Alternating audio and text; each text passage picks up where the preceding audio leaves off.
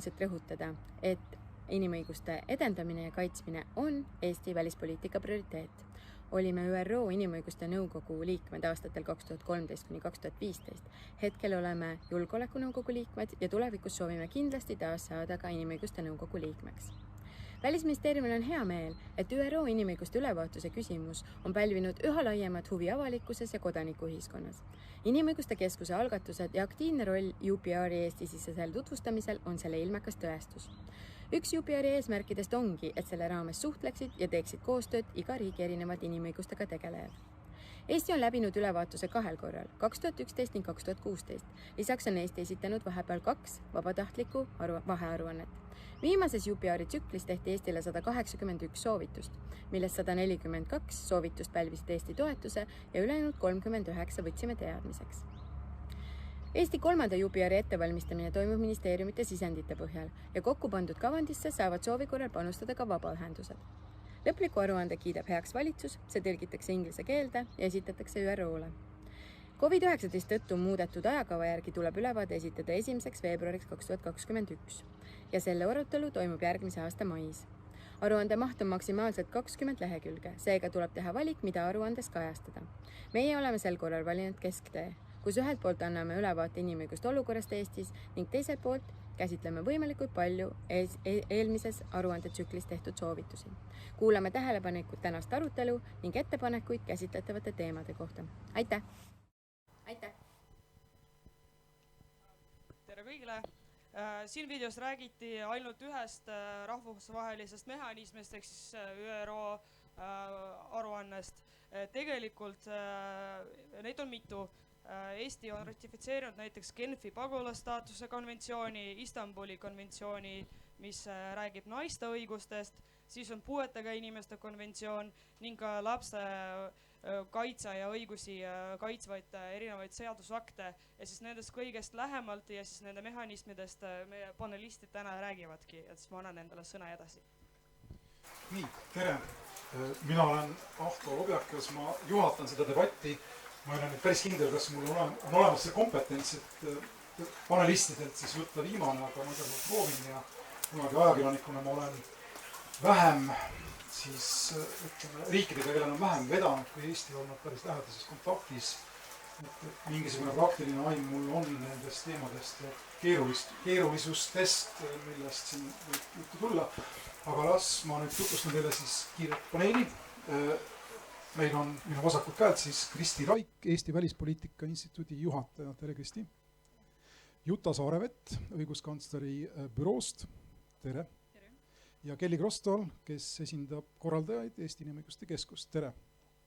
Ja nagu te üsna peatselt kuulda saate, on siin tegemist väga laia ulatusliku siis ütleme ekspertiiside, kui nii tohib eesti keeles öelda, jaotusega üldisel teemal inimõigused ja selle asja ühe katuse alla toomine ei ole üldse kerge.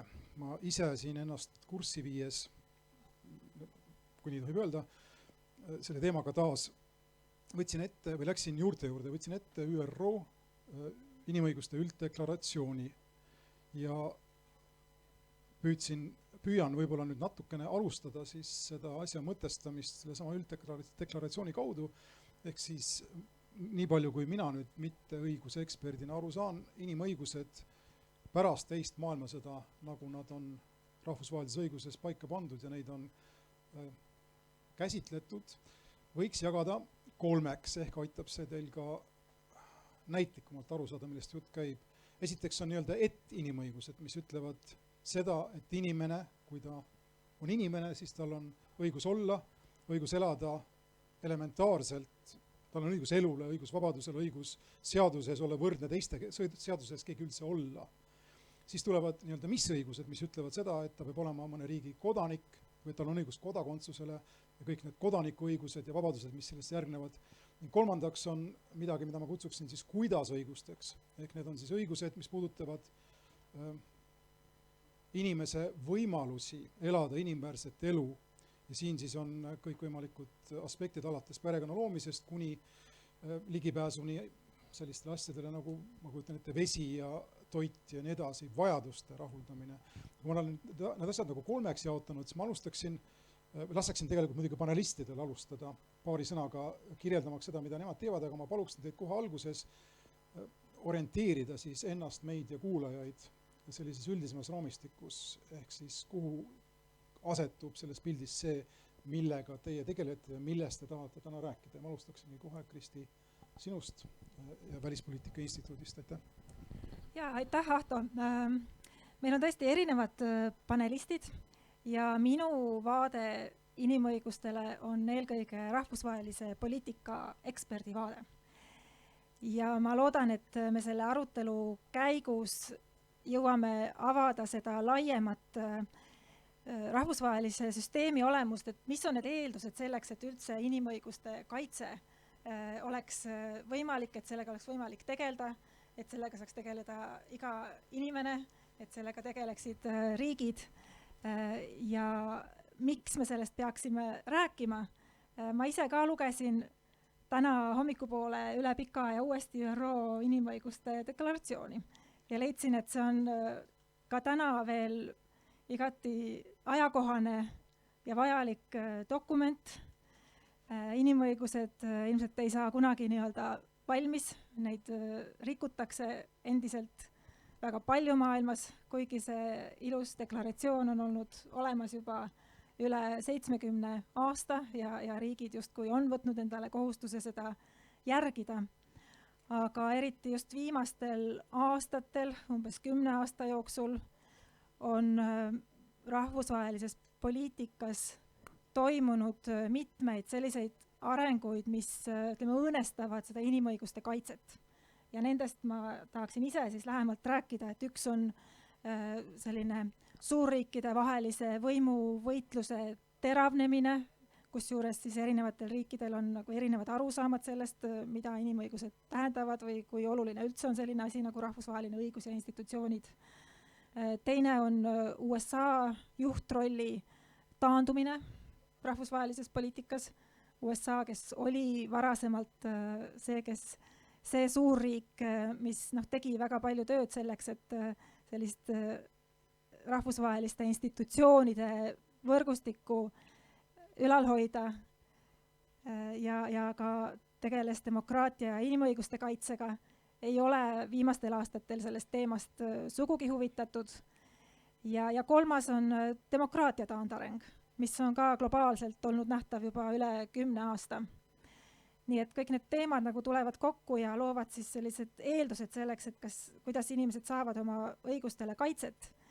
Ja ma veel mainin ära ka selle, et üks näide, kuidas see teema just täna on väga ajakohane. Me vaatame, mis toimub Valgevenes, kõik kindlasti jälgivad ja see on šokeeriv näide sellest, kuidas inimõigusi rikutakse meile päris lähedal. Me näeme, et mida see tähendab, et inimesed elavad riigis, kus ei ole demokraatiat, ei ole inimõiguste kaitset, mis selle hind võib olla. Et mida see tähendab, et kui inimene selle tagajärjel, et ta väljendab oma arvamust, võib juhtuda, et ta saab politsei käest peksa, ta pannakse kinni, ta võib isegi kaotada oma elu.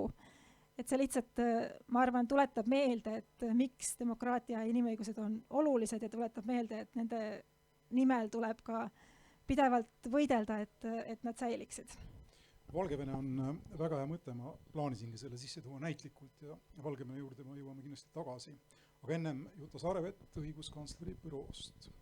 Aitäh, et kui siin jutt oli Valgevenest, siis mina Eestist välja poole oma igapäevases praktilises töös inimõiguste mõttes nagu ühtpidi öeldes ei mõtle, ei tegutse, et mina tegelen väga praktilisel tasandil Eesti sees. Tegelen sellega, et puuetega inimestel, see on vast see vastus sellele küsimusele, kuidas, et see on ju elementaarne, et kõik on inimesed ja kõigil inimestel on õigused ja inimõiguste deklaratsioon seda ju ütleb, aga mingil põhjusel oli vaja ka puuetega inimeste õiguste deklaratsiooni, oli vaja konventsiooni, sellepärast et kõik said aru, et on inimesed, kes ei saa samaväärselt, ei saa uksest sisse, kellel jääb valimata sellepärast, et ta ei saa valimisjaoskonda näiteks, kellel jääb kooli minemata sellepärast, et ta ei saa kooli sisse, kes vajaks viipetõlki, aga ta seda kuidagi ei saa, sellepärast et lihtsalt ei saa. Ehk siis mida mina igapäevaselt teen, on see, et kasutades kõiki võimalikke hoobasid, mis ametnikul on, suhtlus ministeeriumitega, suhtlus Riigikoguga, rääkida, kirjutada, kuulata, et jõuda selleni, et päriselt ka, et see, millega mina olen harjunud, mina ei mõtle enne valima minekut, et kas ma saan valimisjaoskonda sisse, aga ma ei mõelnud täna siia tulles, või ma ei oleks mõelnud siia tulles, et kas ma ikka saan siia tulla. Tegelikult nüüd ma mõtlesin, et ma valisin, millisest sissepääsust ma sisse tulen ja mõtlesin, et kui ma oleksin tulnud sellise hästi suure elektriratastooliga, kas ma siiski oleks ka sisse saanud ja ma olen üsna rõõmus, mulle tundub, et oleksin saanud. Ehk siis minu vaade on väga praktiline ja inimesena ma muidugi elan Valgevenele väga, väga kaasa. Aga et siit ma annaks sõna üle. Suur tänu. Kelly Krostal, Eesti Inimõiguste Keskus. Jaa, tere. Ma arvan, et ma siis võtan selle poole meie diskussiooni pealkirjast, mis jääb teisele poole. Et esimene pool oli, kas need rahvusvahelised suhted nii-öelda või rahvusvahelised lepingud, aga teine pool oli, et kas kasulikud ka mulle vist meil see pealkiri. Et mina ka siis püüan võib-olla tänasest diskussioonist tuua seda poolt rohkem, et mida meie Inimõiguste Keskuses teeme, kuidas siis nii-öelda praktilisel tasandil, kuidas need rahvusvahelised lepingud, inimõiguste lepingud mõjutavad ja tegelikult ju mõjutavad väga palju, et ka ma mäletan, et kui me alustasime mõtlemisega, et mis need teemad võiksid olla Arvamusfestivalil ja kui kõlas rahvusvaheliste lepingute, rahvusvahelise õiguse, inimõiguste teema, siis ma mõtlesin, et need, kes on laste õigustega, lapse õiguse teemaga kunagi kokku puutunud, nad kõik kuulevad väga tihti, kuidas me räägime iseenesest mõistetavalt näiteks lapse parimast huvist. Et me kogu aeg räägime sellest mõistest, aga tegelikult ka see tuli ju nii-öelda Eestisse, Eesti õigusruumi ja praktilisel tasandil samamoodi läbi lapse õiguste konventsiooni. Ja kui enne oli siin juttu sellest, kuidas siis toimub praegu see jupijaar või selline perioodiline ülevaatlus Eestile laiemalt inimõiguste valdkonnas, siis ka näiteks lapse õiguste valdkonnas me oleme iga siis samamoodi selles süsteemis ju osalenud ja teinud neid variraporteid ja andnud tagasisidet siis nii riigile kui ÜRO-le, et mis seis meil on inimõigustega, seda väga praktilisel tasandil läbi meie töö, läbi nende pöördumiste, mis meie poole on tulnud.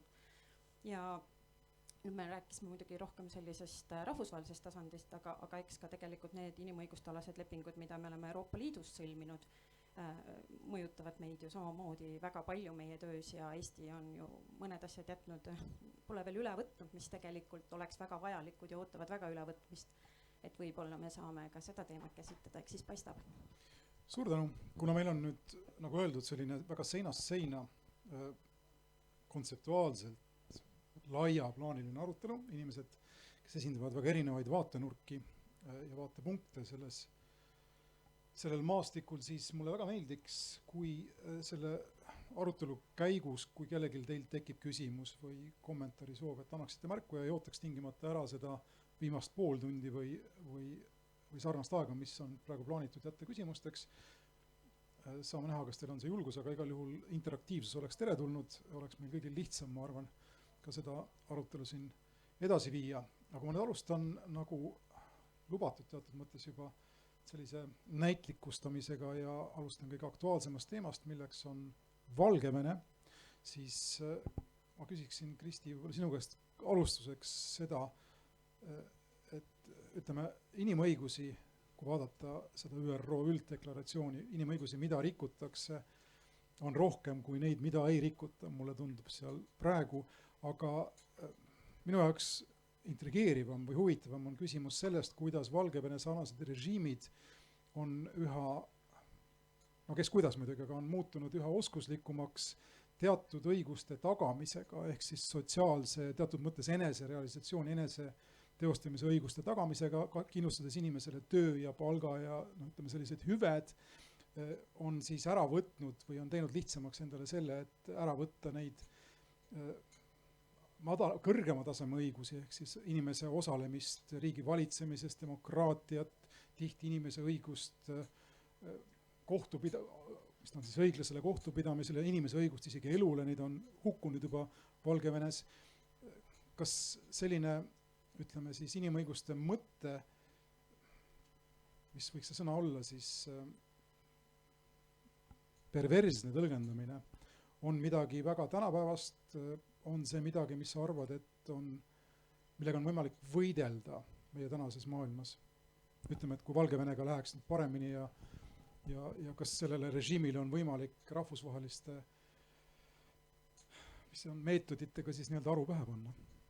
Ja no siin küsimuses oli mitu osa, et kõigepealt alustades sellest, et kas on selliseid režiime, mis tagavad inimestele teatud, ütleme, majanduslikud ja sotsiaalsed õigused, toimetuleku ja selle hind siis võib olla see, et inimesed lepivad sellega, et nende poliitilised õigused on piiratud, neil ei ole sõnavabadust, neil ei ole õigust koguneda, ei ole vabasid valimisi. Ja selline sotsiaalne kokkulepe nii-öelda on töötanud aastaid mingil määral Valgevenes. See on töötanud ka mingil määral Venemaal, võib öelda, et see on töötanud Hiinas, nüüd sääsed ründavad mind. Aga ma arvan, et Valgevene on ka nagu näide selle kohta, et see ei ole võib-olla selline väga kindel moodus ühelegi režiimile oma sellist tulevikku tagada või enda kindlat tulevikku tagada. Et majanduse tsüklid tulevad ja lähevad ja Valgevenes ka üks põhjus nüüd, miks inimesed on muutunud rahulolematuks, on see, et majanduslikult neil ei lähe enam nii hästi. Ja siis võib tekkida selline moment, kus inimesed soovivad muutust, soovitakse vahetada võimulolijaid ja autoritaarses süsteemis ei ole siis selleks muud võimalust, kui tulla tänavale protestida.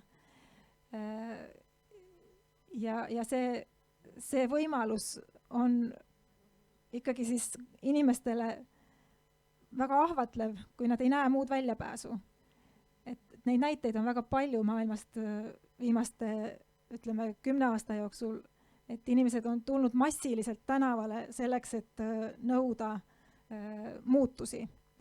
Ja vaatamata sellele, et nad teavad, et selle tagajärjel neid võidakse panna kinni, nad võivad isegi kaotada oma elu, aga nad ikkagi lähevad. Valgevenes ka nüüd päeva järel inimesed lähevad tuhandete kaupa tänavale.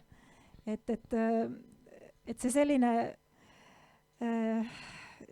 lahendus, et jah, et tagame inimestele heaolu ja siis nad lepivad oma muude õiguste piiramisega, et see ei ole nagu väga selline jätkusuutlik lahendus.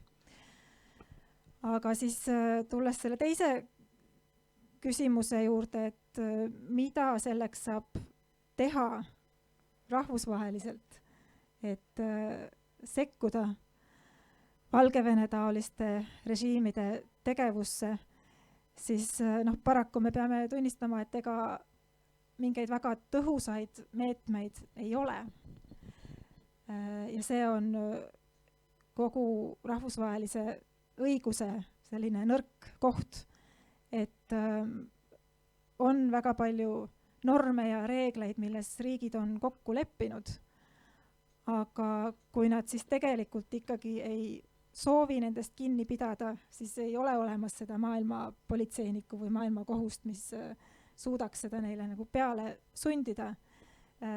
Kindlasti ei ole see võimalik suurriikide puhul, aga isegi Valgevene taoline väike riik, mis paikneb Euroopas, kus on veel nagu lisaks ÜRO normidele, on siis olemas ka Euroopa normid, millele nad justkui peaksid alluma, siis tegelikult ei ole rahvusvaheline kogukond või Euroopa institutsioonid ei ole suutnud nagu aastaid selle heaks suurt midagi ära teha, et seal inimõiguste olukord muutuks paremaks.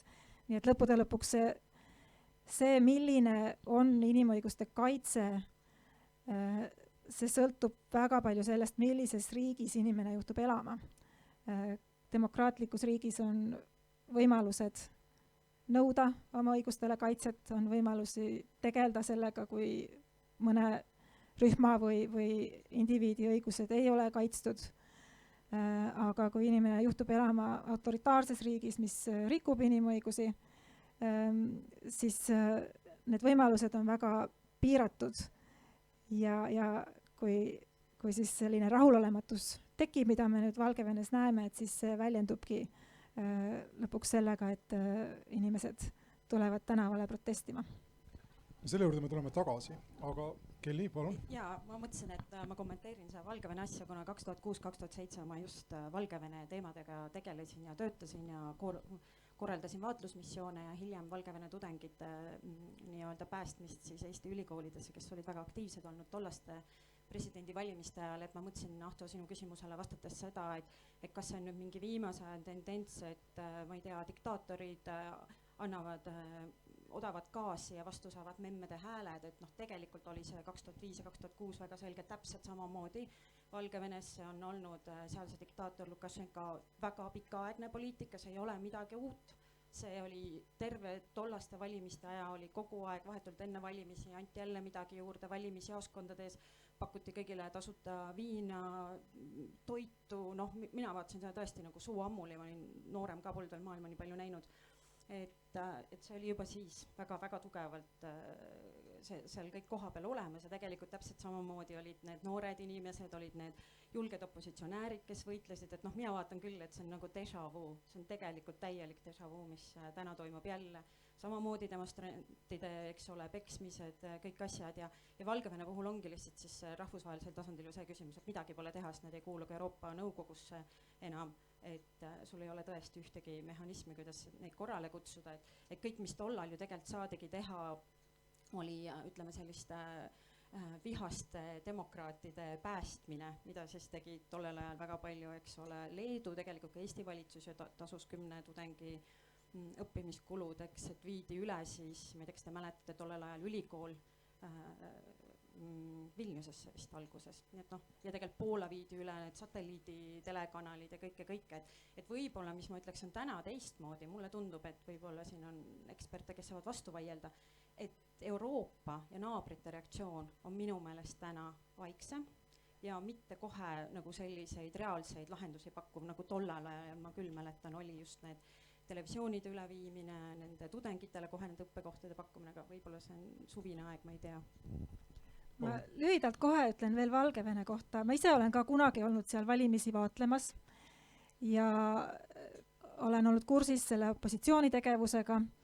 Aga mis täna on tegelikult teisiti, on see, et täna need protestid on palju laiemapõhjalised. Et midagi sarnast ei ole Valgevenes varem tegelikult kunagi nähtud.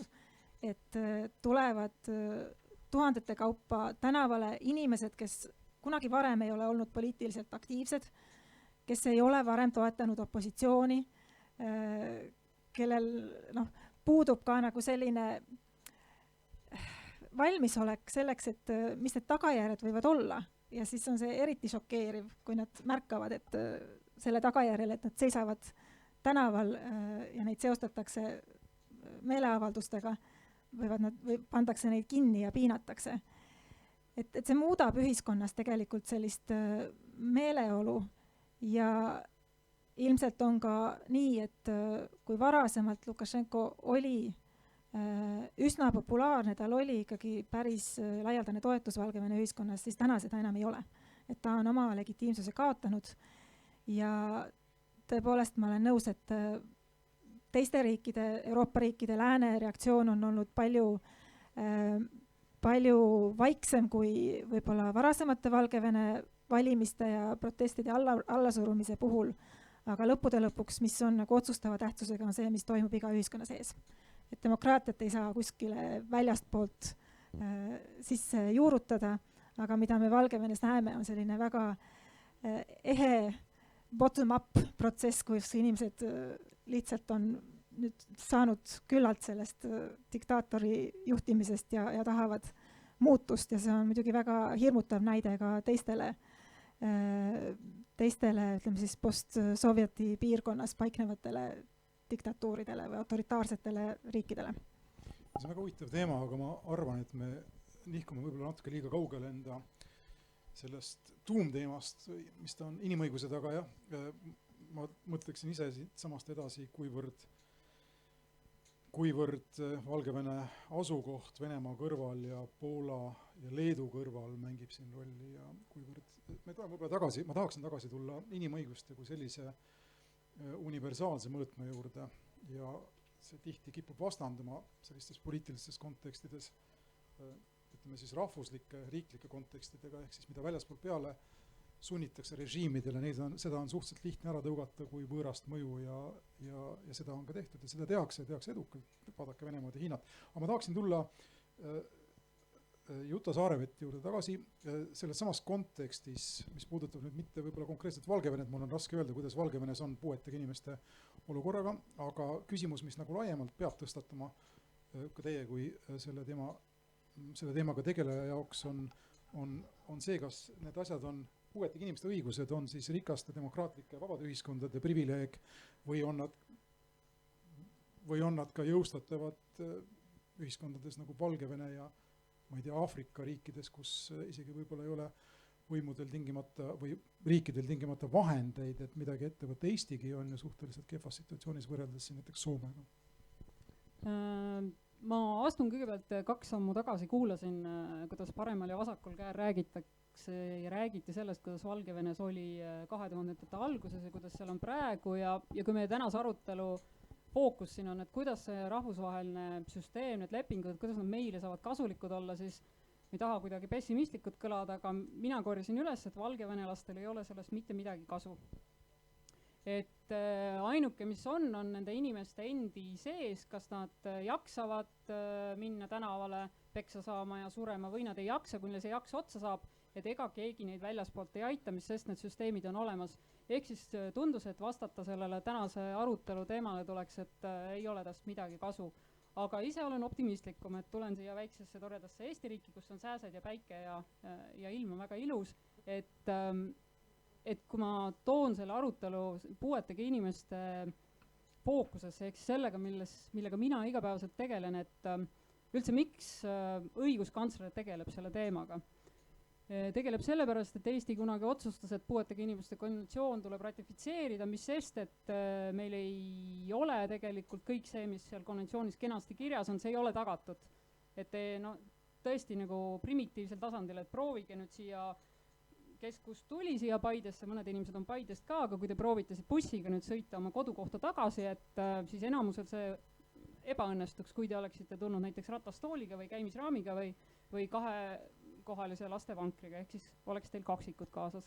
Ehk siis Eesti riik tegi sellise otsuse, et mis sest, et ei vasta veel kõigele sellele, mis on kokku lepitud, aga ratifitseerime ja siis ükskord hakkame vastama ka. Ehk siis Eesti riik tegi seda kinnisidumise mängu nagu ühes kuulsas Eesti filmis, et hinkus sidus ise ennast kinni, et Eesti riik lubas, et ma hakkan niimoodi tegema ja siis, kui Eesti riigil vahepeal tekib selline tunne, et ta tegelikult ei tee, siis kusagil Genfis, puuetega inimeste konventsiooni kontekstis komitee istub Genfis ja siis ta tuletab meelde, koputab Eesti riigi südametunnistuse peale, et kuulge, et päriselt ka, et te lubasite, et kõik inimesed saavad bussiga sõita, te päriselt lubasite, et kõik saavad arsti juurde, kõik saavad hommikul minna tööle, saavad minna valima ja et palun tehke nüüd. Ehk siis, et miks päriselt ka mina näen, et see rahvusvaheline süsteem on vajalik, on see, et vahel riikidel endal saab julgus ja jaks otsa, ma saan aru, et Valgevenes ka mingil hetkel oli jälle julgust ja jaksu, siis kadus see ära, nüüd õnneks jälle tuleb, vaatame kuhu jõuab, aga et rahvusvaheline süsteem on mingis mõttes ka riikide südametunnistus ja teised riigid väga palju ei pruugi appi tulla, aga seespoolt see aitab.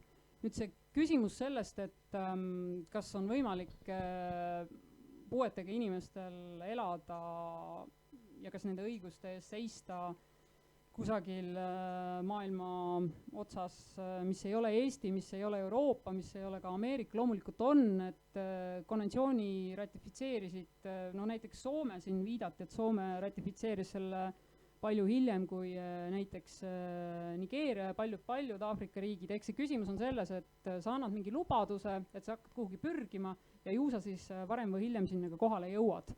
Et see oli see mõttekäik ja kusagil on mingid sellised väikesed rakukesed kõigi riikide sees, nagu Eestis siis õiguskantsleri juures, on inimesed, on ametkonnad, on mittetulundusühingud, kes siis ütlevad sellele komiteele kusagil, et kuule, et meil ikka veel ei ole, et riik lubas, aga riik ei tee. Ja siis riik tuleb mingi aja tagant, puuetega inimeste konventsiooni osas riik esitas raporti 2015, koroona tuli vahele, pidime minema Genfi juba märtsis, läheme suure tõenäosusega oktoobris, et kus siis kuulatakse üle, et kuidas riigil läheb. ehk siis ise annad lubaduse riigina ja siis sinu südametunnistusele käiakse ja koputavad rahvusvahelised organisatsioonid ja koputavad kõik need mittetulundusühingud ja koputavad siis õiguskantsleri kantseleid erinevates riikides erineva nime alt. Ma tahaks veel kommenteerida seda küsimust, et mis on kasu rahvusvahelistest konventsioonidest ja normidest. Ja veel tulla selle Valgevene näite juurde tagasi, et tõesti, kui inimene täna saab Minskis politsei käest peksa, siis rahvusvaheline õigus teda otseselt ei aita kuidagi. Aga siiski ma ütleksin, et ka Valgevene taolise süsteemi puhul või isegi Hiina taolise süsteemi puhul on oma roll sellel, et on olemas mehhanismid, kus regulaarselt hinnatakse, milline on inimõiguste olukord riigis. Ja selle jaoks on olemas need ÜRO mehhanismid, seal on olemas metodoloogia, seda tehakse aastast aastasse, see on objektiivne või vähemalt püüab olla nii objektiivne kui võimalik ja see annab mingi baasi. Isegi kui sellel ei ole otseseid tagajärgi, siis ikkagi ta moodustab sellise konteksti, et need, kes võitlevad inimõiguste eest Valgevenes, neil on millele viidata. Nad saavad öelda, et sellised normid on kokku lepitud. Valgevene on ka ühinenud nende ja nende konventsioonidega. Me nõuame neid õigusi. Nad võib-olla ei saa neid täna, aga kui ei oleks midagi sellist, siis nad oleks palju kehvemas olukorras ja neil oleks palju raskem neid oma õigusi nõuda. Nii et selles mõttes ma nagu ei tahtnud siin küll jätta sellist muljet, et ei ole mingit vahet. Aga üks selline muret tekitav seik ongi see, et kui õõnestatakse üldse sellist arusaama rahvusvaheliselt, et meil on mehhanismid, mis pakuvad objektiivset ülevaadet erinevate riikide inimõiguste olukorrast. Et see on üks selline viimaste aastate areng, mida on näha ja isegi Euroopas, et riigid, kellele siis see kriitika ei meeldi, mida nende vastu suunatakse, lihtsalt väidavad, et see on alusetu või see ei ole objektiivne või see nagu ei kohusta meid millekski, kuna see on lihtsalt vale.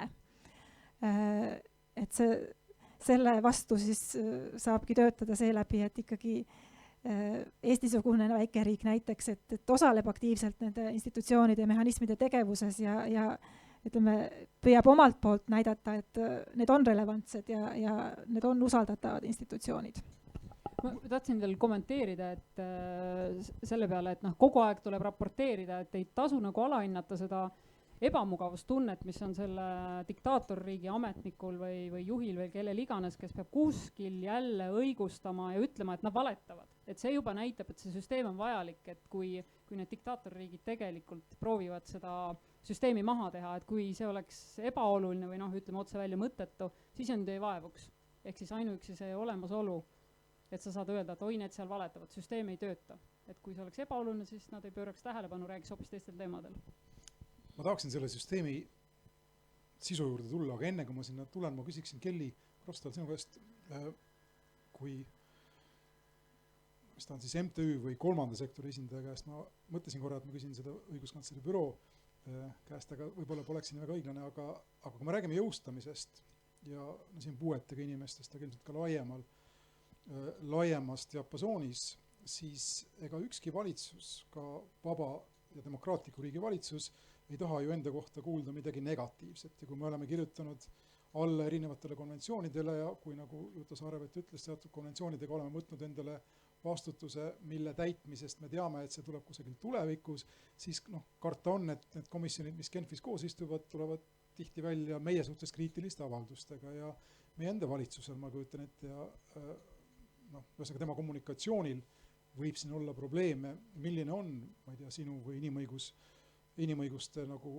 kohalike inimõiguste siis vaatlejate kogemus selles osas, kas me ise omame, kas meie riik omab seda julgust, riigi julgust, et endale nagu, mis ta siis on, endale otse öelda ja ka avalikkusele otse öelda, mis veel puudu on.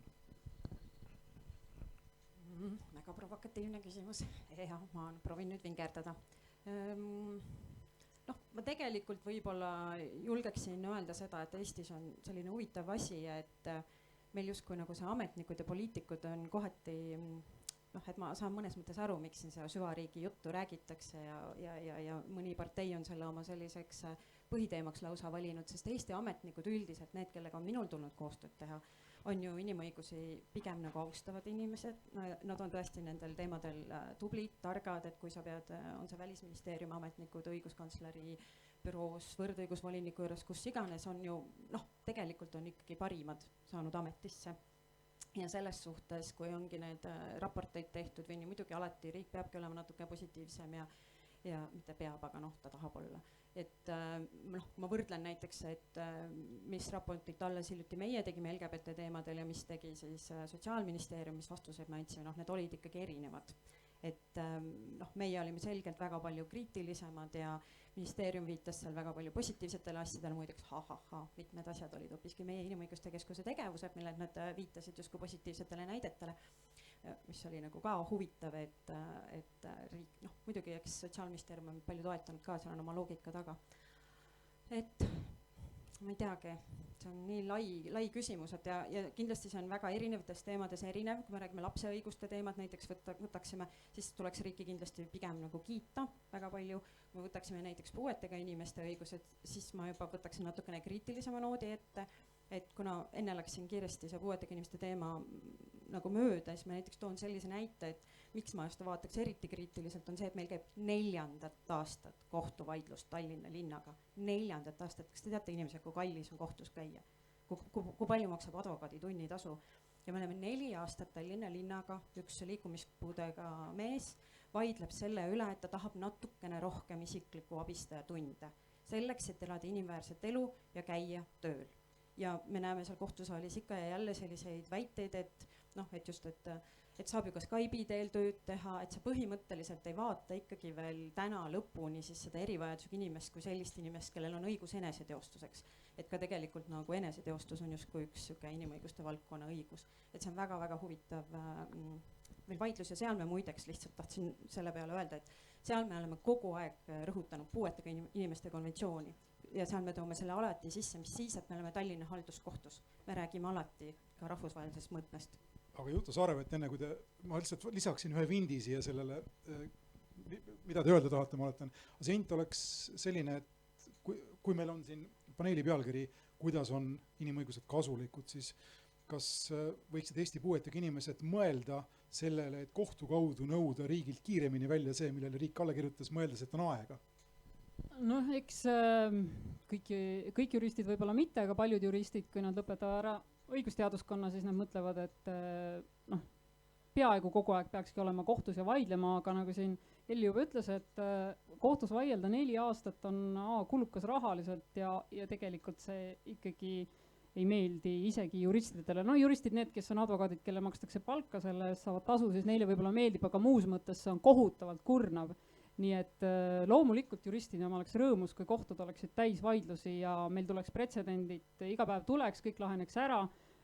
Ei ole ju vaidlust, kui on kohus ühe korra ära lahendanud, et siis ega vaevalt see Tallinna linn või mõni muu linn, et ju ta siis täidab, et elu ikka seda näitab.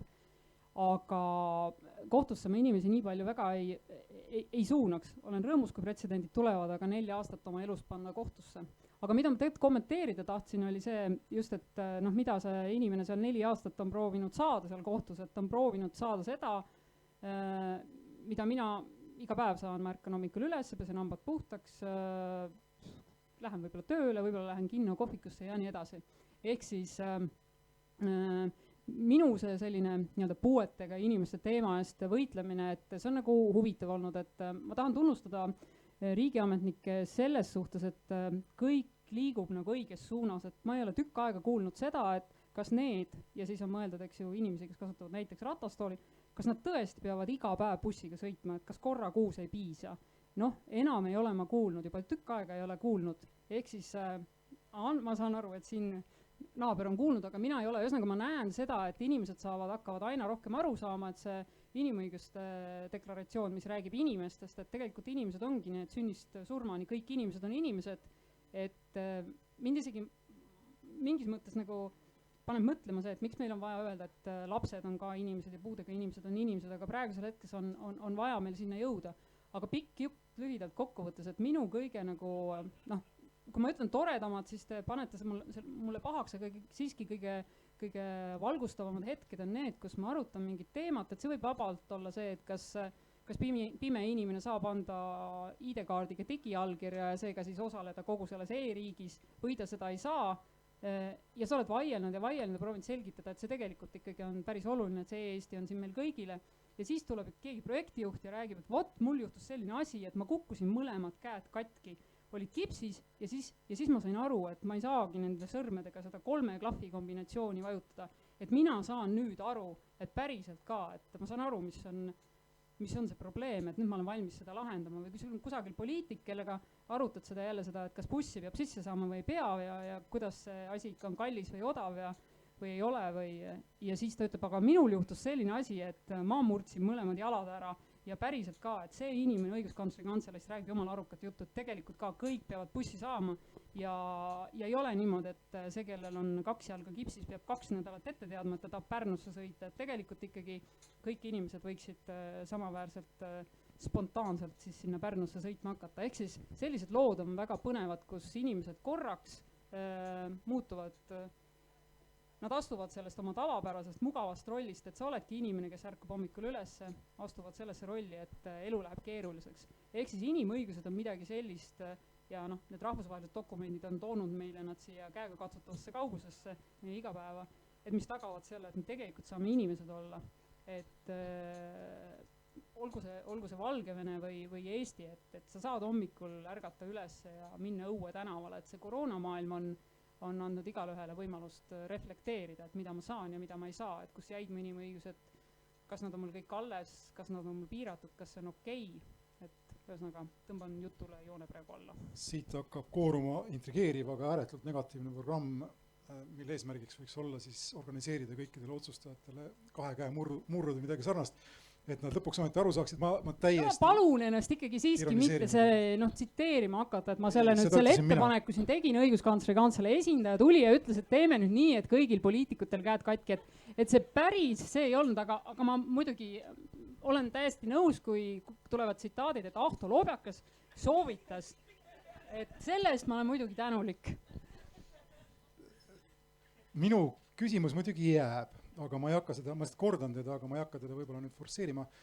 Teid kuulates just seda puuetega inimese poolt ja seda nii-öelda Eesti inimõiguste poolt jääb mulle mulje, et kui riik on võtnud kohustuse ja kui inimesel ei ole võimalik hoolimata sellest kohustuse võtmisest elada inimväärset elu, ennast teostada inimesena, siis mina selle riigi paneksin küll valiku ette, kas maksta mulle valuraha, minna kohtusse, mis iganes ja 4 aastat kohtus käimist.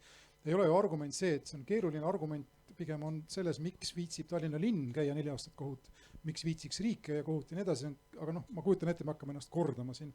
Ma igaks juhuks nüüd küsiksin vahele, kas kellelgi on praegu küsimusi, kommentaare ja nii edasi, see on üks teema, millest me nüüd võib-olla liigume edasi praegu.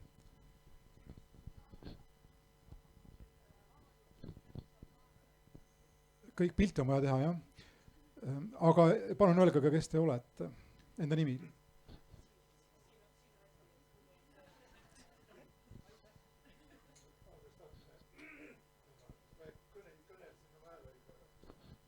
Aga pealkirjas oli näha, et on jutt kohustustest, kuid tekstis oli juttu ainult õigustest.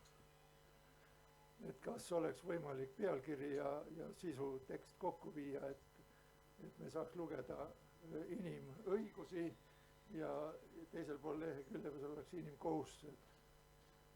Ma ei ole päris kindel, mida te peate kohustuste all silmas, aga mul oli plaan võtta... Mul on ka niisugune imelik tunne, et teatakse ainult õigusi, aga siin esitleja ei oska isegi aru saada küsimusest, et on kohustused ka olemas. Kohustused, ma kujutan ette, inimkohustused. Meie kontekstis puudutavad võimerežiime riike ja sinna ma oleksin tahtnud nüüd sügavamalt sisse minna. Eestis me räägime ikkagi realiseerimata õigustest, mis inimestel on, kuna riik on ennast kuulutanud tsiviliseerituks. Tsiviliseeritud riik on see, et õigused on ainult süüdimatutel ja süüdivatel on ka kohustused õigustele lisaks. Ma kujutan ette, te tahate tuua meile mõne näite, palun tooge. No tahangi, et meil ei oleks võrdsete õiguste, vaid võrdsete õiguste ja kohustuste volinik. Aga mis kohustustest te tahate rääkida? Inimkohustustest. No näiteks? Pange sinna õigustele juurde. õigus selleks, kohe õigused ja kohustused peavad olema tasakaalus inimesel ja vastama inimese võimekusele. Nii, ma arvan, et me võtame teie konstruktiivse kommentaari teadmiseks. Ma võin vastata tegelikult, see ei ole väga raske vastata, selles mõttes, et kohustused on mingis mõttes olemas küll, et kui me võtame kas või selle samase sõnavabaduse, et tegelikult on omad piirid ja meil on kohustus nagu austada samamoodi, me võime öelda, et sõna on täiesti vaba, aga sõna ei ole ka seaduste järgi tegelikult täiesti vaba, meil on kohustus näiteks austada seda, et teine kuulub mingisse teise rahvusvähemusse, meil on keelatud õhutada vaenu, see on keelatud, see on kohustus mitte seda põhimõtteliselt nagu teha, et ei saa öelda jah, et nüüd on ainult õigused, et tegelikult Eesti põhiseadus, need samas, et seal on mitmeid ka kohustusi, mis inimesel tekivad, samamoodi me ei või sekkuda, eks ole, teise inimese eraellu, tema privaatsfääri, et seda võib ka niimoodi laiapõhjaliselt tõlgendada, mina arvan küll. Muudatused kunagi ilmuvad siis inimõigustele lisaks ka inimkohustusele. Te vaatate minu poole, aga peate riigi poole vaatama. Eesti valitsus peab selle ära tegema. Võib-olla selle teine nimi on seadused. Inimesel on kohustus pidada kinni seadustest. Nii, suur tänu. Aga ma tahaksin liikuda edasi ja korraks torgata vahele ühe provokatiivse teema, mis viib meid natuke tagasi ajalukku. Võib-olla, et see ei leia siin vastukäe üldse ja te ei kommenteeri seda eriti, aga mind huvitab Eesti enda ajalugu, kus me siin paarkümmend aastat tagasi olime õiguste osas vaatluse all. Oli selline mees nagu Max van der Stoel, esindas organisatsiooni, mille nimi täna on Euroopa Julgeoleku ja Koostöö Nõukogu. Siis oli see vist midagi muud, natukene OSCE on inglise keeles. Ja Eestil oli väga raske aktsepteerida siin seda kriitikat. Ja see teema, mille ma tahaksin üldisemalt siin tõstatada korraks, on seesama vähemuste teema. See tundub meile tihti utreerituna või kunstlikuna selles mõttes, et õigused on ju inimestel, aga ma ütleksin, et ka maailma praktika näitab, et poliitilisel tasandil on vältimatult õigused olemas ka gruppidel, inimkooslustel, kui on tekkinud sellised konflikti või mittenõustumissituatsioonid. Eesti on nüüd sellest muidugi edasi liikunud, aga mulle vähemalt kunagise välisajakirjanikuna tundub, et ka Eestis on veel kohti, kuhu võiks ajakirjaniku pilguga vaadata, kui keegi väljaspoolt viitsis vaadata. Küsiksin Kelly võib-olla sinu käest, kuivõrd see teema on üldse aktuaalne täna? Korraks nägin ühte tuttavat, korraks läks mõte kuidagi temaga siin ära, väga vabandan, ta lehvitas lihtsalt nii intensiivselt. Et kui palju on siis, tegelikult ma võib-olla, kui tohib, tulen korraks tagasi selle Maxi juurde. Et ma ei teagi, mis need aastad olid, 92, 93, 94, millal ta siin käis. Kuni 90 lõpuni ei olnud. Et see on nii huvitav, et sellest on justkui väga palju aega möödas, aga ikka ja jälle ma alles mäletan, eelmise aasta suvel oli Viinis, see on siis Euroopa Põhiõiguste Ameti mingisugune õhtusöök.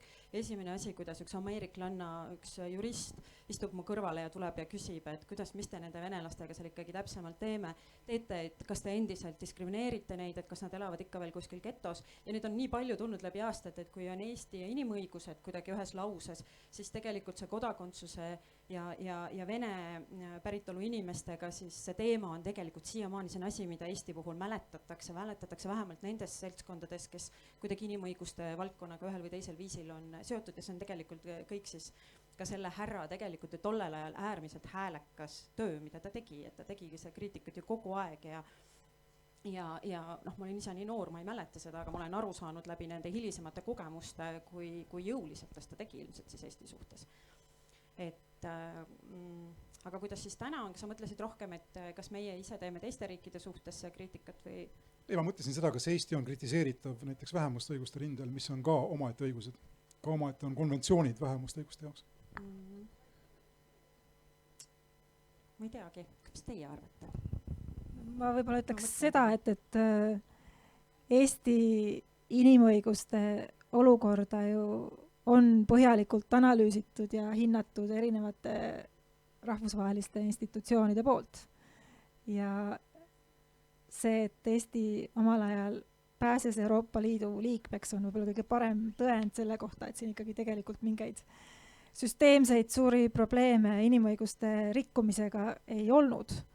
ja kogu see vene vähemuste teema, muidugi me võime selle üle palju vaielda, et mis see nagu olukord on ja mida seal annaks paremini teha riigi poolt, aga kui me võtame sellised nagu inimõiguste baasnormid, et siis ei ole tegelikult nagu rahvusvaheliselt enam Eesti kohta esitatud aastaid sellist kriitikat, et Eesti nüüd rikuks neid norme, mis ei tähenda seda, et vähemuste olukorras nende tingimustes ennast teostada ühiskonnas, et seal võib olla nagu puudujääke. Aga see on natuke teine teema kui see, et kas Eesti rikub inimõigusi või vähemuste õigusi. Et see on nagu hea näide selle kohta, kuidas kogu seda inimõiguste teemat ka mõned riigid siis on kasutanud vahendina sellise teiste riikide ründamise vahendina, et Venemaa puhul ei saa öelda, et seal oleks kodumaiselt väga palju hoolimist inimõiguste suhtes. Venemaa on riik, kus neid rikutakse laialdaselt, aga see ei ole sugugi takistanud Venemaad kasutamast siis inimõiguste teemat selleks, et kritiseerida, rünnata teisi riike. Ma võib-olla tooksin siis näite hoopiski selle kohta, et kas Eestit saaks nagu kritiseerida, et kui me vaatame inimõiguste valdkonda laiemalt, eks ole, lepingud ja kõik, aga teine asi ju, mida rahvusvaheliselt alati vaadatakse ka seda, et kuidas riik käitub tema siis territooriumil olevate tegutsevate inimõiguste eest seisjatega, ehk et inimõiguste igasuguste organisatsioonidega, on see seal puuetega inimesed või on see tõesti näiteks meiesugune Eesti Inimõiguste Keskus, naiste õigustega tegelev feministeerium ja nii edasi, siis tegelikult te ju mäletate, mis umbes 6 aega tagasi toimus Eestis nagu 3 põhilise inimõiguste organisatsiooniga, et see tegelikult see rahastamise ründamine, selle täiesti ilma ette teatamata nagu mitte välja maksmine on tegelikult üks näide, mida ma arvan küll võiks kritiseerida ja võiks pikalt nagu kritiseerida, sest üks asi on see raha, aga teine oli selle kõigega kaasanud retoorika ikkagi tänase valitsuse tasandil, me ei räägi, et keegi kuskil Raplas midagi ütles, ma ise olen Raplast, ma võin seda kasutada. Et tegelikult oli sellel ajal ka üsna intensiivne välismeedia huvi meie vastu ja välismeedia tõesti tahtis teada saada, et kuidas see on võimalik ja mida teiega tehti ja mida see teie jaoks nagu tähendab. Et see oleks küll üks asi, mida võiks kritiseerida. Siin me jõuamegi nüüd võib-olla selle suure teise teema, ütleme mitte teemaploki juurde, aga teema asetuse juurde, kuhu ma tahtsin välja jõuda, ehk siis viimased 70 aastat inimõigused on nagu teinud, mis on vähikäigu vastand, ühesõnaga head käiku on edasi liikunud, aga viimastel aastatel, viimase 10 aasta jooksul tundub, et midagi on hakanud tagasi nagu põrkama. Ja üks nendest sümptomitest on eriti suurte riikide, aga üha enam ka väiksemate riikide ja mitte üldse nagu mittevabade riikide komme rääkida kõikvõimalikest õigustest kui millestki suhtelisest, kui millestki, mis ei ole enam nagu automaatselt või kõigile mõistetavalt universaalsed ehk üleüldiselt. Me räägime siin Venemaast, siis Venemaal on oma vaade demokraatiale, Venemaal on oma vaade sellele, millised on tema kodanikuõigused ja nii edasi. Hiinas on täpselt sama teema ja Eestigi selles mõttes, mitte ainult Eesti, aga kipub ajama nagu oma joont ja see universaalne pool ehk siis see üldkehtivus, mis tundus pärast teist maailmasõda pikka aega nendel õigustel on hakanud taanduma. Ja küsimus, mille ma tahaksin teile kõigile esitada nüüd on teie oma nagu vaatepunktist, kas te näete inimõigusi kui midagi, mis on nagu määratud, ütleme, lõpuni jõudma või täide viidud saama, nagu rääkisime siin puuetega inimeste suhtes riigi kohustustest, varem või hiljem on kõik puuetega inimesed nagu puudeta inimesed ja laiemalt siis inimõigused on varem või hiljem peavad olema kättesaadavad kõigile sõltumata sellest, kus nad elavad ja nii edasi.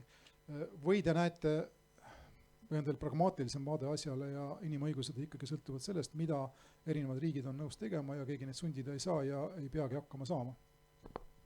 Alustaksin siit samast sinust, Kristi. No kõigepealt, kui nüüd vaadata, ütleme umbes viimase 10 aasta arengut, siis on olnud negatiivne.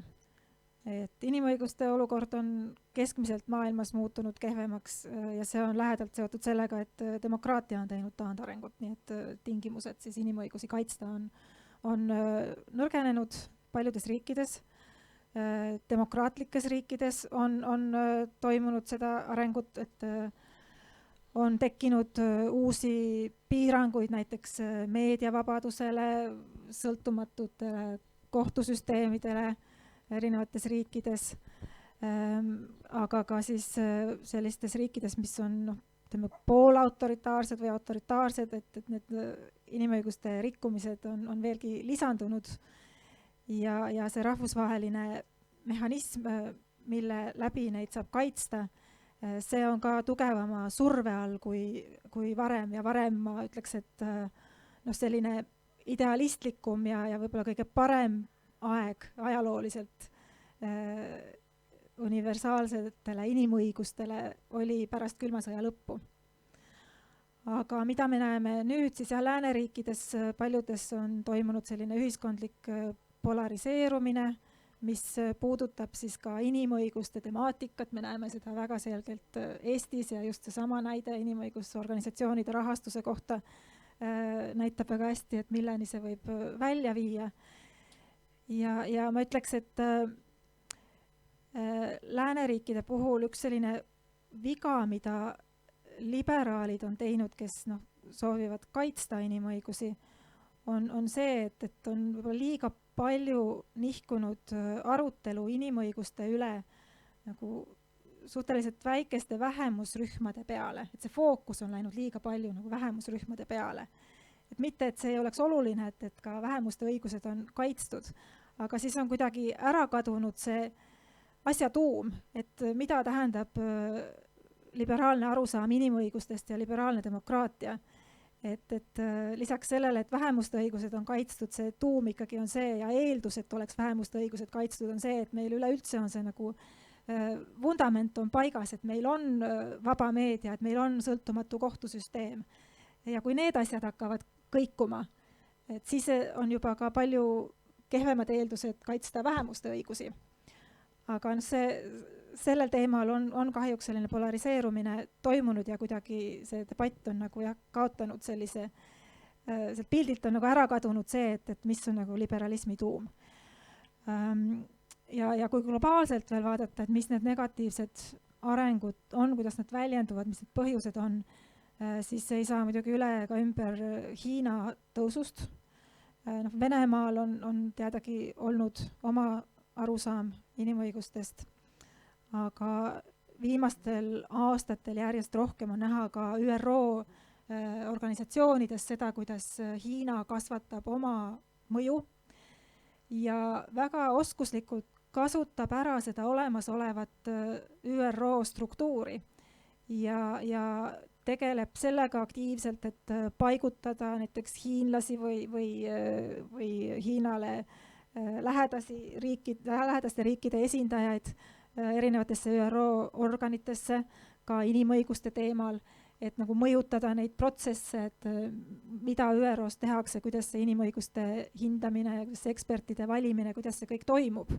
Et niimoodi tasapisi siis tuua, säilitada need struktuurid, selline nagu raamistik, aga tuua sinna sisse siis sellist nagu oma väärtussüsteemi ja oma arusaama sellest, et milles näiteks inimõigused üldse seisnevad. Ja väga konkreetne näide on siis uiguuride kohtlemine. Hiina on pannud mitu miljonit uiguuri vähemuse esindajat laagritesse ja sunnitööle ja neid piinanud. Aga Hiina väidab, et tegemist on terrorismivastase võitlusega ja deradikaliseerimise tegevusega ja lääneriigid, kes Hiinat kritiseerivad, on see nagu lihtsalt poliitilistel põhjustel teevad seda. See on nagu lihtsalt üks näide sellest, kuidas rahvusvaheliselt selline inimõiguste normistik mureneb ja millist survet Hiina tekitab nagu selle suhtes.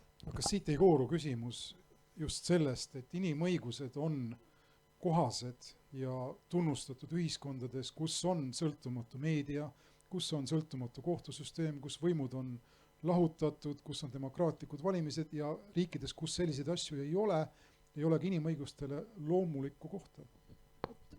Ma siin mingis mõttes nagu diletandina astuks ja kommenteeriks. Mulle tundub, et jah, et kui me siin alustasime Valgevenest ja jutt oli sellest, et mida see nii-öelda rahvusvaheline üldsus ja need erinevad lepingute süsteemid, kõik see keerukus või lihtsus, et kuidas see seda inimest seal Valgevenes väiksema või suurema linna tänaval aitab ja kuidas see tema elu aitab parandada, et kokkuvõttes mulle tundus, et me jõudsime selleni, et ikka iga inimene, iga rahvas, ta peab ise pingutama ja kui ta ise pingutab, siis võib-olla keegi teine tuleb appi, ehk siis see ongi see, et ise pingutada, et sul on olemas need süsteemid, et sul on see ajakirjanik olemas, et keegi on see ajakirjanik, kes siis tänapäeval ju on võimalik olla vaba ajakirjanik ka mittevabas riigis, et internetti kinni saab keerata, aga see on nii palju keerulisem. Ehk siis mulle tundub, et ühtepidi suured süsteemid, aga kõik taandub sellele, et see üks inimene, mina, et kuidas mina, kas ma lepin sellega, kuhu ma olen sattunud või ma astun 2 sammu edasi, kas ma näitan üles julgust, et see muutub aina olulisemaks ja nüüd ma söön selle kuidagi selle puuetega inimestega uuesti ära, et see nõuab vaprust, et käia 4 aastat kohtus. Aga kui keegi ei käi 4 aastat kohtus, siis võib-olla kellelgi teisel ka midagi ei muutu. Ehk siis, et mis ma öelda tahan, et ei tasuks usaldada ja tugineda ainult neid süsteemid, et need tulevad ja kaitsevad, aga et ise peab ka olema aktiivne, et siis maailm muutub. Kelly, kas sa usud inimesse? See oli väga võitluslik deklaratsioon inimese nimel just. Ja tegelikult ma just mõtlesingi, et ma olen seda juttu nagu nii palju kuulnud või sellist ükstaspuha kui leebelt seda tehakse, et see on ju mingis mõttes kõlab see läbi, et see on kuidagi valesti see inimõiguste teema sellepärast läinud, et justkui järsku räägitakse mingisugustest vähemustest ebaproportsionaalselt võib-olla palju. Aga minu jaoks on see selles mõttes nagu hästi loogiline, miks see on läinud niimoodi ja ütleme just lääne ühiskondades võib-olla ja meie ka ju ise kujutame ikka ette, et me veel oleme läänes, loodan, et oleme. Et see on nii loogiline, et kui su vundament hakkabki natukene paika saama, täpselt nagu sina vist Ahto just ütlesid, kui sul on juba see vaba meedia ja kõik ja siis sa näed, et ja sa oled näiteks see gei või sa oled see lesbi ja sa tunned, et ma tahan ka oma häält kuuldavaks teha, ma tahan ka pereelu elada nagu teised näiteks, eks ole, et sul on see, kui on vundament paigas, siis sul on see julgus ja võimalus ja need platvormid hakata iseenda eest seisma. Et kui me ka Eesti puhul näiteks mõtleme kõikest ja kooseluseadust ja kõike neid teemasid, mis oli, ega need ei olnud mingid abstraktsed inimõiguste juristid, kes sellega tegelesid. Need oli LGBT kogukond ise, nemad ise tahtsid endale õigus, et neil oli see õigus ja võimalus enda eest seista ja samamoodi eks ka puuetega inimeste konventsioon ütleb väga selgelt tegelikult, et puuetega inimeste otsuste tegemisel peavad olema nemad tegelikult ise kaasatud. Et justkui kogu aeg on ka see selline uus paradigma tekkinud, et inimesed peaksidki oma õigustes seisma, et ei ole mitte kuskil Amnesty Internationalis mingid 7 magistrikraadiga juristi, kes sellega tegelevad. Et mina olen nagu seda võib-olla küll väga tugevalt viimase 10 aasta jooksul näinud, et need vähemused ise seisavad oma õiguste eest ja teevad seda häälekalt, kuna nad nüüd julgevad seda üha rohkem teha. Mulle tundub, et ei ole paremat hetke kui praegune, et anda see sõnajärg praegu teile. Ma loodan, et teil on küsimusi, kommentaare, kontributsioone. Eestis on tihti niimoodi, et alguses on raske minema saada, pärast ei saa pidama. Ma loodan, et nüüd selle minema saamise dünaamika saame siin kiiresti läbitud. Igal juhul see teema peaks korda minema teile kõigile. Lihtsalt repliigina vahepeal, et veel sinna Valgevenesse tagasi tulla, et siis seal on ikkagi enamus tegeleb oma ellujäämise küsimusega. Sest enam ei ole piisavalt hea. No ikka üldse väga halb on. Siin on teine aspekt muidugi ka. Mina mäletan seda Eesti enda lahkumist Nõukogude Liidus ja ei olnud ellujäämise küsimus. Küsimus oli teistsuguses elus, ma ütleksin. Seda on raske kirjeldada, aga see motiveeriv jõud ei olnud eksistentsiaalne nagu inimese tasandil, vaid ta oli midagi rohkemat. Võib-olla just see, millest okei. Teie olete paneelis, mina lihtsalt modereerin, aga ma nüüd naaseksin teie juurde. Keegi, kas ei ole provotseerinud mõtteid see diskussioon teis? Tund aega oleme rääkinud. Akadeemiliselt on juba see väga pikk aeg, te peaksite ammu tüdinud olema. Tahtma sekkuda. Ei ole isegi kinni makstud küsijad, ei. Aga ei, võtame koha pealt. Võtame koha pealt ja pilti ei. Ja. Aga andke mikrofon, palun. Feedback, sellest ma ei saanud aru. See on keeruline akustiline fenomen. Laske käia. Tähendab, mina sain aru,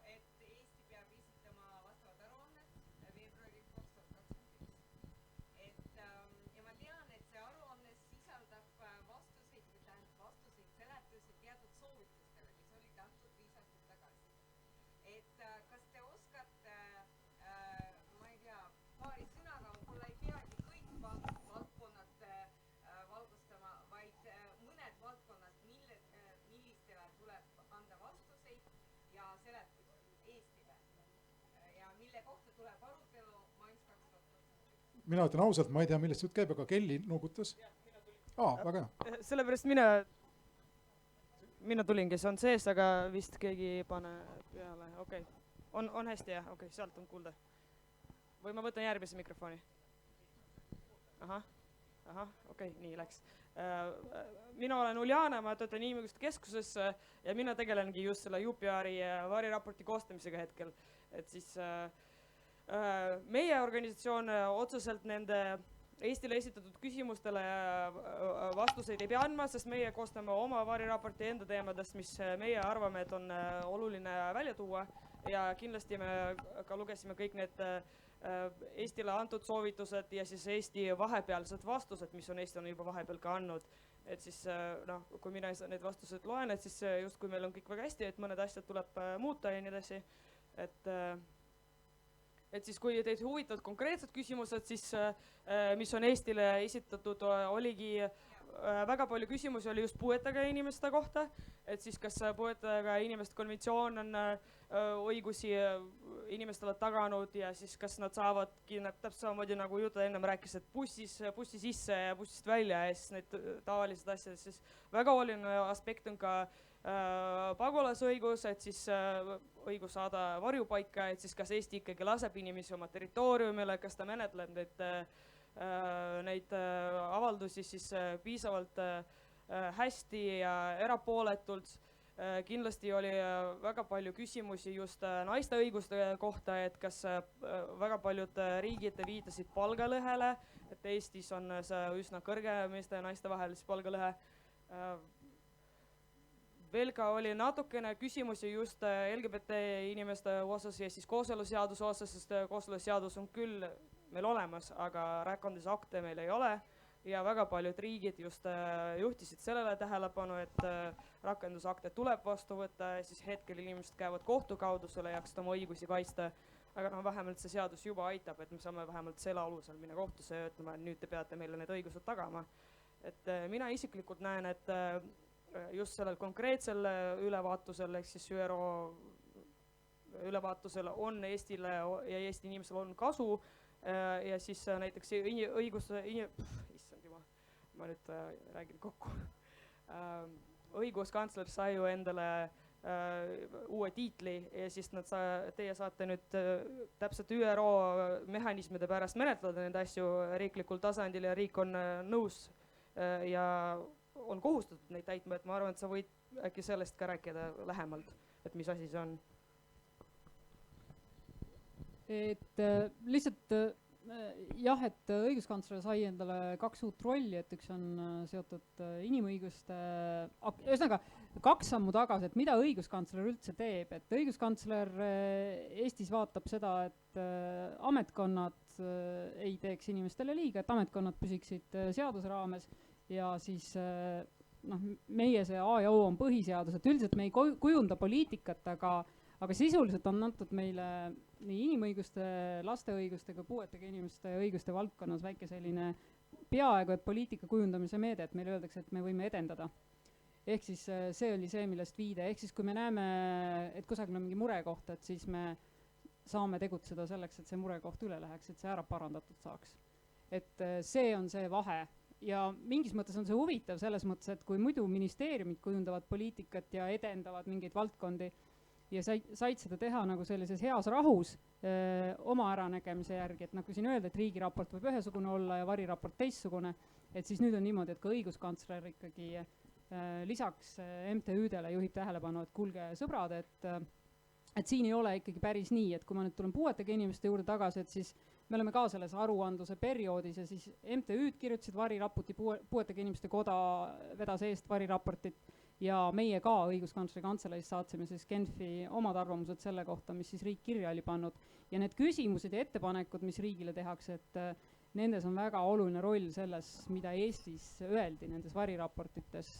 Ehk siis see süsteem toimub nagu selline suur ratas tervikuna, et riigi sees olevad inimesed, see üks inimene, ta näeb muret, ta annab sellest murest õigesse kohta teada, siis see õige koht, ehk siis suur rahvusvaheline organisatsioon ÜRO annab siis riigile teada, et kuulge, teil on seal mure ja siis riik hakkab seda muret lahendama, et niimoodi ta käib. Ehk siis jah, õiguskantsler sai rollid juurde ja mingis mõttes õiguskantsler toetab nagu seda mittetulunduslikku sektorit sellega, et ei ole vaja taotleda raha hasardist ja võib-olla saada või mitte saada, et õiguskantslerile on nagu selline suveräänne rahavoog tagatud, et siiamaani pole keegi öelnud, et see tuleks ära võtta, sellepärast et me tegeleme inimõigustega. Et seda tegelikult rahvusvaheliselt reeglid ka ei luba, et sellest tuleks suur rahvusvaheline pahandus. Õiguskantsler ei ole ülesköetud naine. Vabandust. Ütles Ahto Lobjakas. Jah, ausalt kui teil on teil küsimusi praegu? Palun, muidu ma oleksin...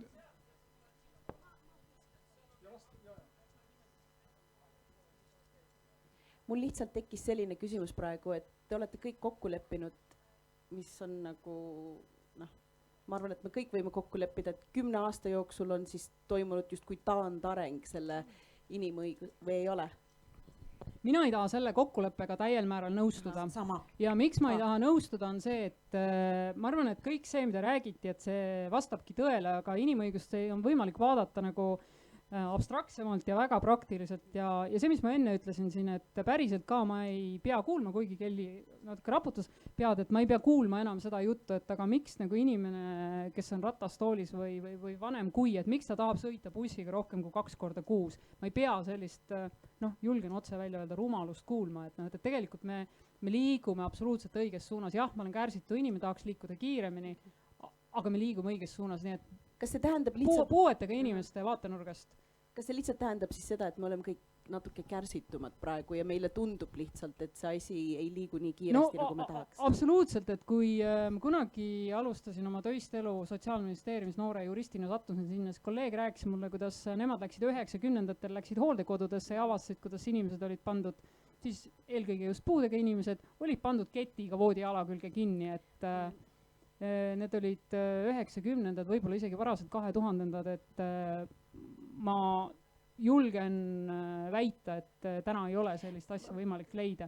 Ehk siis see, kus me tuleme, me kipume seda, jah, me oleme kärsitud, me tahame kõike seda, mis meil on ja seda, mis meil veel pole, seda me tahame jube kiiresti, sest tundub meile normaalne. Me näeme, kus mujal maailmas võib-olla on midagi paremini, me tahame, et see on mitte täna või homme siin, me tahame, et ta oleks olnud juba eile. Aga siis ma küsin teistmoodi, et kas teile tundub, et see vastupanu siis inimõigustele on nagu valjemaks muutunud või kas me jälle ka lihtsalt seda ette kujutame? Korrigeerige mind, kui ma eksin, aga te küsite laiemalt, eks? Laiemalt, jah. Ja ma tahaks nüüd siia vahele öelda seda, et mina olin see, kes rääkis siin taandarengust 10 aasta jooksul ja ma jään küll nende sõnade juurde, sest et seda näitavad erinevad rahvusvahelised hinnangud ja analüüsid. Et globaalselt keskmiselt vaadates demokraatia ja inimõiguste olukord maailmas on muutunud kehvemaks. Aga kui me räägime konkreetselt Eestist, siis need samad analüüsid näitavad, et Eestis on olukord päris hea ja ei ole läinud kehvemaks. Et me võime siin rääkida sellest, et ühiskond on viimastel aastatel polariseerunud ja on tekkinud selline uutmoodi võib-olla seltskond, kes seab kahtluse alla mõned sellised printsiibid, mis meil on siin nagu justkui varasemalt juba olnud enesest mõistetavad, aga praegu täna ei saa öelda, et need oleks nagu iseenesest ohus või muutunud nõrgemaks. Aga see taandareng on jah globaalne.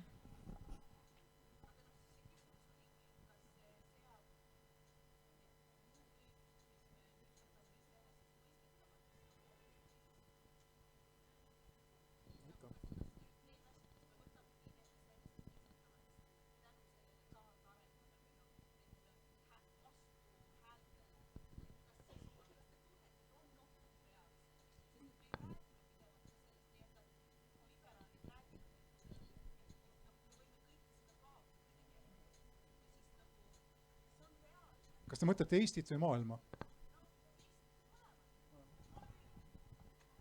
Ma arvan, et see oht selles mõttes on reaalne. Et näiteks mõni aasta tagasi ilmus Ameerikas väga hea raamat pealkirjaga How Democracies Die, Levitsky and Way. olid vist autorid, kui ma õigesti mäletan, kus on kirjeldatud ja analüüsitud palju selliseid juhtumeid, et kuidas see nagu taandarengu protsess käima läheb, et tavaliselt see algab sellest, et on demokraatlikult võimule saanud riigijuhid, kes siis otsustavad, et selleks, et ka edaspidi võimul püsida, on neile kasulik hakata mingeid õigusi ja vabadusi piirama. Ja niimoodi see tasapisi läheb ja võib-olla nad alguses on päriselt populaarsed ja inimesed ei pööragi sellele väga palju tähelepanu, et nende õigusi hakatakse piirama. Võib-olla majanduslikult ka parasjagu läheb päris hästi. Aga siis ühel päeval ollakse olukorras, kus seda nagu ratast enam tagasi keerata niisama lihtsalt ei saagi, kuna see süsteem on juba muutunud ja need piirangud on juba institutsionaalselt nagu sisse viidud. Ja siis on võimalus seda nagu protsessi muuta siis juba läbi protestide ja sellise nagu kodaniku aktiivsuse, mis on nagu palju raskem tee. Et neid näiteid on maailmas, et selles mõttes ma arvan, et ega ükski riik ei ole nagu selle eest kaitstud, aga ma nüüd ei leia, et meil Eestis oleks nagu väga suurt põhjust muretseda. No kuna sa küsisid, et kas sellel on tegelikult nagu oht, eks ole, nagu ma sain aru ka, et või kas me tunnetame mingit ohu kohta, siis kui ma nagu Eestit vaataks, siis ma tunnetan sellist ohu kohta, et inimesed, kes, no see ei ole, ma nüüd ka liialdan natuke, aga kes on kuidagi koolis käinud ja selles väärtussüsteemis, kus me oleme kasvanud, see diskussiooni, kuidas me nagu tavaliselt oleme siiamaani pidanud, et me oleme jõudnud natuke sellisesse olukorda, kus nii-öelda, ma ei taha nüüd öelda meie ja teie ja nemad, aga nagu ei oska enam selles diskussioonis nagu osaleda.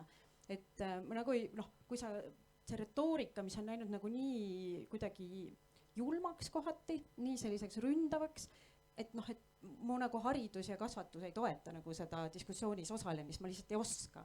Et ma näen, et seda on väga palju nagu teistel ka, kes inimõiguste valdkonnas või vabaühendustes, et me oleme harjunudki, et me viitame, eks ole, mingisugustele faktidele, me ei hakka rääkima niisama ainult mingit juttu, sest me ei ole näitlejad, vaid me tahame tõenduspõhisust nendes diskussioonides, aga need diskussioonid inimõiguste teemadel on läinud lihtsalt nii emotsionaalseks, et seal oleks kõigepealt vaja, et käid lavakas ära ja siis nagu hakkad kuidagi ka selles diskussioonis osalema. Et ma näen selles ohtu, et inimesed, kes võiksid sõna võtta, enam ei võta nii palju sõna, inimesed, kelle puhul ma tean, et neil on nii palju teadmisi, et osaleda. Ja mul hakkab natuke, et nagu ma ei tea, et kuhu see nüüd edasi läheb, et ma ise näiteks olen Inimõiguste Keskuses 10 aastat kõigist vanem, peaaegu kõigist. Ehk et kuidagi nagu see minu põlvkond enam selles inimõiguste, ja ma ei ole väga vana, uskuge, et nagu enam ei osale ja siin ma näen küll seda ohtu, aga muidugi ma näen ka siin on meil üks noor kohe istub, kes teeb neid diskussioone hoopis kliimateemadel ja muudel teemadel, et ma usun nagu noortesse, et kui ka eile need protestiaktsioonid olid, eks ole, Poola toetuseks, LGBT toetuseks, me nägime, et need olid väga noored inimesed tegelikult, kes olid tänavatel. Aga et kuidas me nüüd selle aja siis nagu üle elame, et justkui vahepeal on mingi põlvkondlik katkestus või et vot siin ma ei tea, aga see on siuke väga kummaline ja teistmoodi olukord ja seda ma natuke kardan. See põlvkondlik katkestus on väga huvitav ja oluline motiiv siin, mulle tundub. On kellelgi, ma küsin, lihtsalt, et kas see oli enesetsensuur, millele sa viitasid? No põhimõtteliselt küll enesetsensuur pluss see, et sul reaalselt ka ei ole oskusi nagu sellises lärmavas avalikus diskussioonis nagu osaleda, päriselt ka ei ole. Mind on kogu aeg mitu korda kutsutud või minu kolleeg, et tule nagu väitle tema või sellega, aga oskaks küll rääkida, mis on inimõigused ja asjad, aga nagu just see nõuab mingit tohutut emotsionaalset ülesköetust, mida siis ei ole nii palju. Ehk siis mingis mõttes diskussiooni huvides, et see on nagu ka loobumine ühest sellest peamisest õigusest, et sõnavabadusest ja et me ise anname ära mingeid õigusi, sest me lihtsalt ei suuda, ei jaksa, ei taha. Mõned kindlasti, aga ma vaatan ikka, et noored oskavad ja tahavad ja lootus on suur.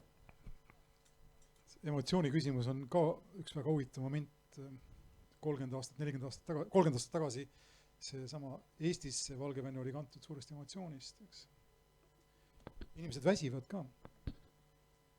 Kui on endiselt vaikus, siis üks mõte, mis mulle pähe torkas, kui ma kuulasin siin mitu ringi tagasi seda juttu ÜRO ülevaatusest, mulle tuli meelde, et me kõik oleme siin sellepärast, et me räägime ühest, suhteliselt sellepärast, et ÜRO mis ta on siis, ülevaatus on käimas, 2021 on siin tähtaeg ja räägime ÜRO-st nagu oleks tegemist kõige süütuma asjaga üldse ja ei mäleta, et siin kusagil, mis võis olla 9-12 kuud tagasi, oli juttu ÜRO migratsioonistrateegiast ja oli üsna selge, et ÜRO on viimane asi, millega Eesti tahab ennast seostada, et see ÜRO nurk nagu tekitas must küsimuse, kas ÜRO ei ole midagi, millega seotusest on mõtet üldse teie tööd tehes nüüd pigem vaikida, et toob ainult halba või on see juba möödunud nähtus?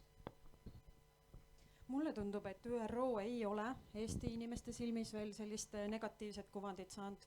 Uljana võib paremini öelda, kuna ta on maakondades käinud, aga kui ma ka ise olen teistel teemadel, mulle tundub, et me ikka veel usume, et ÜRO on selline rahvusvaheline organisatsioon, mis päriselt ka seisab selle eest, et maailmas oleks rahu. Ja rahu on ikkagi midagi, mida Eesti inimene sügavalt väärtustab ja hindab. Ja kõik need meie küüditamised ja kogemused pidev, eks ole, idanaabri hirm, et see on minu subjektiivne arvamus, aga ma arvan, et ÜRO ei ole kindlasti koll, millega hirmutatakse ja tegelikult ei ole Euroopa Liit ka. Eesti inimesed usaldavad Euroopa Liitu, enamik Eesti inimesi. Kas teie usaldate ÜRO-d Euroopa Liitu?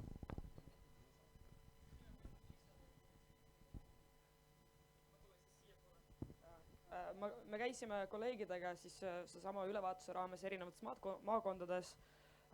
Meil pultuvad mõned kohtumised veel ja inimesed saidki tulla ja siis rääkida, et mis nad üldse inimõiguste olukorrast arvavad ja siis kuidas nad tunnetavad kogu seda rahvusvahelist süsteemi ja meie ootused olid, kuidas ma ütlen nüüd niimoodi, et olematud võib-olla on õige sõna, sest me ei osanud üldse ette kujutada, kui palju inimesi tuleb, et millest tahavad rääkida ja siis kui erinevates maakondades inimesed hakkasid meiega rääkima nendest teemadest ja tuleb välja, et need inimesed vähemalt, kes meie juurde tulid, nemad nägid sellest väga suurt potentsiaali, nad rääkisid oma lood ära, siis ütlesid, et see ei puuduta ainult mind, see puudutab teisi, see kindlasti on vajalik rahvusvahelisele areenile tuua, sest kui seal öeldakse, siis siin tehakse ka, et see oli see, mis rääkisid meile neid inimesed, kellega meie oleme kohtunud Pärnus, Saaremaal, siis me käisime Narvas ja siis nüüd me läheme isegi Rõugasse, et siis me läheme hästi kaugele ka, et meile jäi aru saama, et inimesed ikkagi väga hästi saavad aru, et siis rahvusvahelised suhted ja rahvusvahelised organisatsioonid on hästi olulised meile, eriti meile Eestis, kui me oleme hästi väike riik, et üksinda sa kunagi ei tee midagi ära, et sul on vaja alati kedagi teist, kes aitaks sind ja viiks sind kiiremini ja edukalt edasi. Aitäh. Veel kord, on teil küsimusi, mõtteid? Või pean ma ise teemat arendama? Väga hea, palun.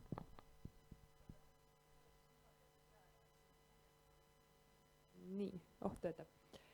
Ma tooks siia diskussiooni sellise perspektiivi, mida siit veel ei ole läbi käinud, aga millele ma ise mõtlesin ja tahan hästi huviga teada, et mis te sellest arvate, et kas me võiksime, või ma ei tea, kas käsitletakse üldse seda, et meil on mõned riigid, kus näiteks inimese kohta kasutatakse keskkonnaressursse nii selles riigis kui ka muudes riikides väga palju intensiivsemalt kui näiteks mõnes teises riigis. Meil on mõned riigid, kus näiteks kliimamuutuseid põhjustatakse oluliselt suuremal määral kui mõnes teises riigis, mis tähendab siis seda, et on siis mingid riigid, kes näiteks muudavad inimeste elu kuskil teises riigis oluliselt halvemaks ja põhimõtteliselt riivavad sellega inimese õigust näiteks elule või turvalisusele. Et kas seda võib sellist näiteks kliima- ja keskkonnaprobleemide ebavõrdset võimendamist, kas see võib minna inimõiguste rikkumise alla ja kas sellest üldse räägitakse sellises kontekstis? Ma võin võib-olla jällegi natukene nagu näitlikustada, et kõik on näinud neid Maslowi püramiidi meeme, kus all on internet ja aku aga päris realistlikult ja reaalselt inimõigused, sinna alla on tekkimas see keskkonna aspekt, võimatu on kogukonnana, ühiskonnana tegutseda teatud tingimustes ja kõik need õigused jäävad mitte ainult realiseerumata, vaid neid ei ole.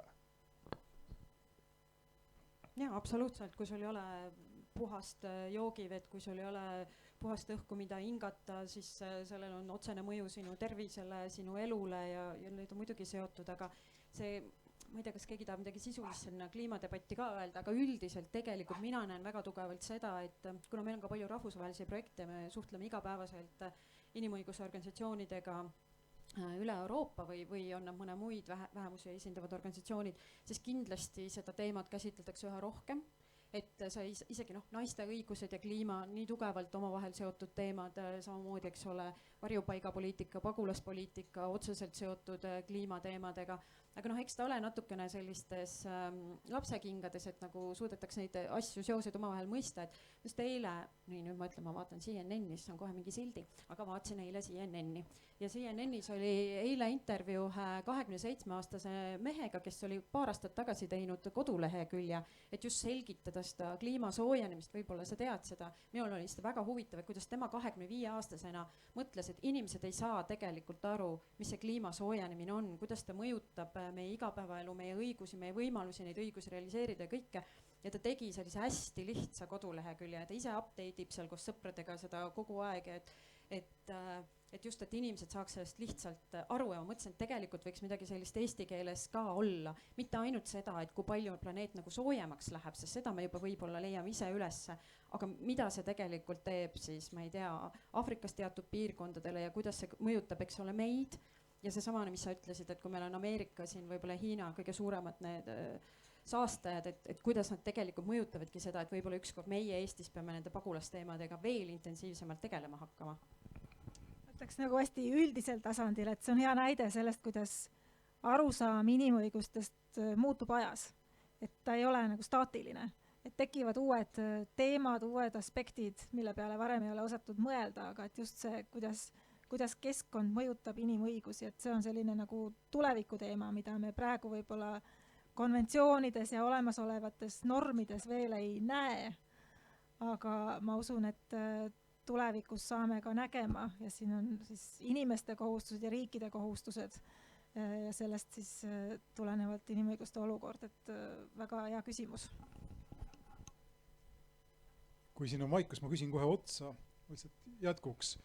Kas siin ei ole see põlvkondade vaheline erinevus väga selgelt näha, millele Kelly viitas, et need rohelised õigused, ütleme keskkond ja vähemuste õigused, LBGT, on asjad, mis lähevad väga korda noortele, aga ei lähe üldse korda, mulle tundub, või lähevad vähe korda vanematele inimestele. Ja inimõiguste enda kontseptsioonis on toimunud selline lõhestumine. Ma lihtsalt ma jäin korraks mõtlema, kas ma olen see vanem või noorem, aga ma mõtlen, et võib-olla ma olen jube hästi seal kuskil keskel, et äkki see on selline, et see ei ole küsimus noored, vanemad, vaid et mina olen harjunud üles ärkama hommikul, päike tõuseb, õhk on puhas, mets on, puud on, kõik on nagu olemas, et ma ei pea selle teemaga tegelema. See on nagu see on lihtsalt olemas, mis tähendab seda, et ma võtangi järgmised teemad. Et võib-olla see, et see tuues nagu nooremad inimesed, et võib-olla nemad on piisavalt palju näinud seda, et mingites kohtades enam ei ole olemas, ehk siis sa pead hakkama tegelema teemadega, mis ei olnud teemat võib-olla 20 aastat tagasi sinu isiklikus väikses maailmas. Ja kokkuvõttes, et mis minu jaoks on hästi huvitav inimõiguste vaatest on see, et kui me toome kliimapilti, siis seal ei ole enam see, et kas on üks kuri diktaatorriik kusagil või et kas keegi rikub oma inimeste õigusi ja siis teised riigid peavad minema appi, karistama, mida iganes, vaid seal on see, et tegelikult on mingi jõud, mille nimi on loodus, kliima, millega tegelikult ongi võimalik tegeleda ainult siis, kui kõik tegelevad koos, et see on kohutavalt põnev, et kui koos ei suuda, siis tegelikult siis ongi, siis on mõnes mõttes, ma ei tea, kuidas öeldakse, arvutimängude lõpus game over. See ongi võib-olla üks hea koht, kus keskustelu lõpetada sellise keskmise vaatepunktiga, mis ei ole ei ühes äärmus ega teises. Igal juhul mulle tehakse ka rahvusvaheliselt mõistetavad žeste selle kohta, et meie aeg on ümber. Ja ma tänan teid kõiki selle väga huvitava diskussiooni eest, eriti muidugi paneliste, Kristi Raik. Mul on nüüd, see on see otse-eet, Juta Sarvet ja Kelly Krostal, see on otse-eetri needus. Ja mina olin Ahto Lobjakas, veel kord suur tänu.